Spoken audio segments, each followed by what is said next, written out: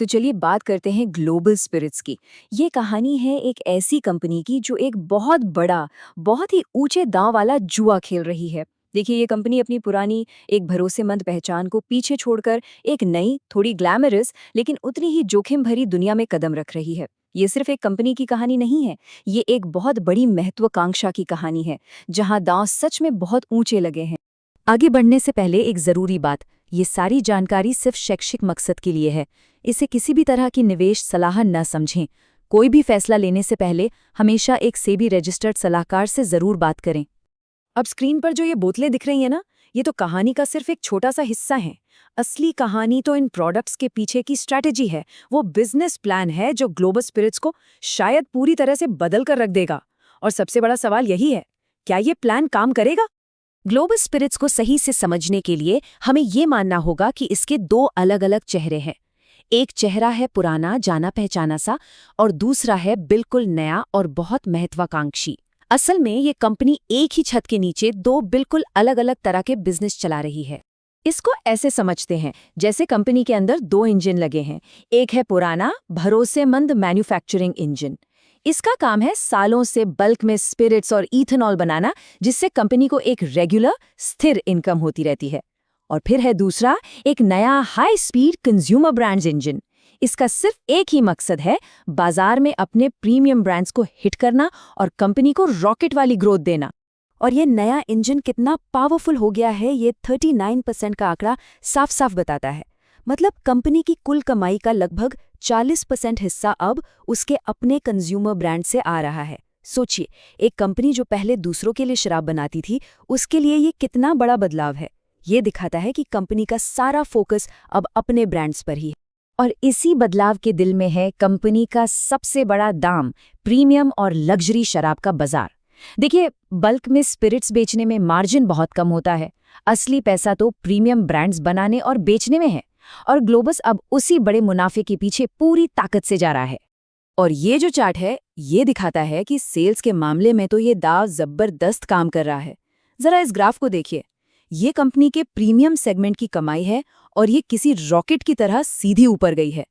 ये लगभग 98% की CAGR ग्रोथ है। अगर आसान भाषा में कहें तो इस सेगमेंट में कंपनी की कमाई हर साल लगभग दोगुनी हो रही है। ये कोई मामूली ग्रोथ नहीं है, ये असाधारण है। लेकिन कहानी में एक बड़ा ट्विस्ट भी है। बिक्री तो आसमान छू रही है, लेकिन ये सेगमेंट अभी तक मुनाफे में नहीं है। ये कुछ ऐसा है जैसे कोई नई दुकान खोलता है और शुरुआत में ग्राहकों को लाने के लिए एडवर्टाइजिंग और डिस्काउंट पर खूब पैसा खर्च करता है। ग्लोबस भी बिल्कुल वही कर रहा है। पर अच्छी खबर यह है कि घाटा बहुत तेजी से कम हो रहा है। जैसा कि इस चार्ट में दिख रहा है, मार्जिन -79% से सुधरकर अब सिर्फ -4% पर आ गया है। मतलब कंपनी अब मुनाफे की दहलीज पर दस्तक दे रही है। तो यहाँ सबसे जरूरी बात क्या है? ग्रीन फ्लैग है ये विस्फोटक ग्रोथ। ये दिखाता है कि मार्केट को इनके प्रीमियम प्रोडक्ट्स पसंद आ रहे हैं, डिमांड है। लेकिन रेड फ्लैग ये है कि इस ग्रोथ को पाने का खर्चा अभी भी कमाई से ज्यादा है। पूरा का पूरा खेल अब इसी बात पर टिका है कि कंपनी कितनी जल्दी इस ग्रोथ को मुनाफे में बदल पाती है। तो ये तो हो गया कि कंपनी का बड़ा दांव क्या है। अब आते हैं इस सवाल पर कि वो इस दांव को जीतेंगे कैसे। इसके लिए हमें उनकी स्टेट बाय स्टेट एक्सपेंशन यानी विस्तार की योजना को समझना होगा। सबसे पहले बात करते हैं उनके सबसे महंगे यानी लग्जरी ब्रांड्स की। ये ब्रांड्स अभी 9 राज्यों में मिल रहे हैं और कंपनी का प्लान है कि फाइनेंशियल ईयर 2029 तक इसे 6 और राज्यों में लॉन्च किया जाए। मकसद साफ है, भारत के उन सभी कोनों तक पहुंचना जहां लोग महंगी शराब पर खर्च करने को तैयार हैं।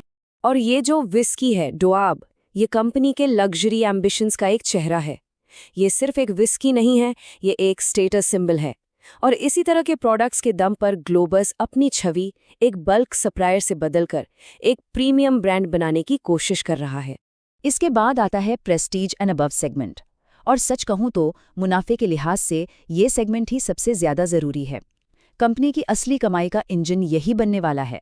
अभी ये 6 राज्यों में है और इसे 4 और राज्यों में ले जाने की तैयारी है।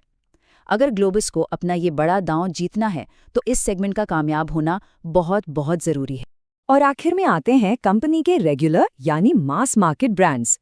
यहाँ कंपनी की स्ट्रैटेजी डिफेंसिव है, मतलब इन ब्रांड्स को कंपनी की एक मजबूत नींव की तरह देखा जा रहा है जो लगातार कैश देते रहें ताकि प्रीमियम सेगमेंट के विस्तार पर जो भारी खर्चा हो रहा है उसे सपोर्ट मिल सके। अच्छा, तो अब तक हमने जो भी बातें की, चलिए उन सारे टुकड़ों को एक साथ जोड़कर देखते हैं कि ग्लोबल स्पिरिट्स की पूरी तस्वीर आखिर दिखती कैसी है। तो संक्षेप में ग्लोबल स्पिरिट्स एक दो-धारी तलवार पर चल रही है। एक तरफ है उसका स्थिर मैन्युफैक्चरिंग बिजनेस और दूसरी तरफ है तेजी से बढ़ता लेकिन बहुत खर्चीला कंज्यूमर बिजनेस। प्रीमियम प्रोडक्ट्स पर जो दांव लगाया है वो रेवेन्यू तो धड़ाधड़ ला रहा है, लेकिन मुनाफे का अभी भी इंतजार है। और इस मंजिल तक पहुंचने के लिए उनके पास एक बिल्कुल साफ रोड मैप भी तैयार है। और यहीं आकर हम इस कहानी के सबसे बड़े सवाल पर रुकते हैं।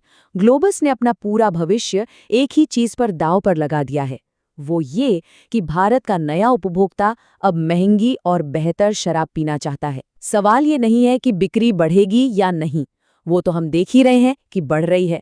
असली मिलियन डॉलर सवाल तो ये है कि क्या ये महंगा दांव, ये बड़ा जुआ कंपनी को मुनाफा कमा कर देगा? क्या ये उसे आने वाले कल का विनर बनाएगा? खैर, इसका जवाब तो सिर्फ वक्त ही दे सकता है।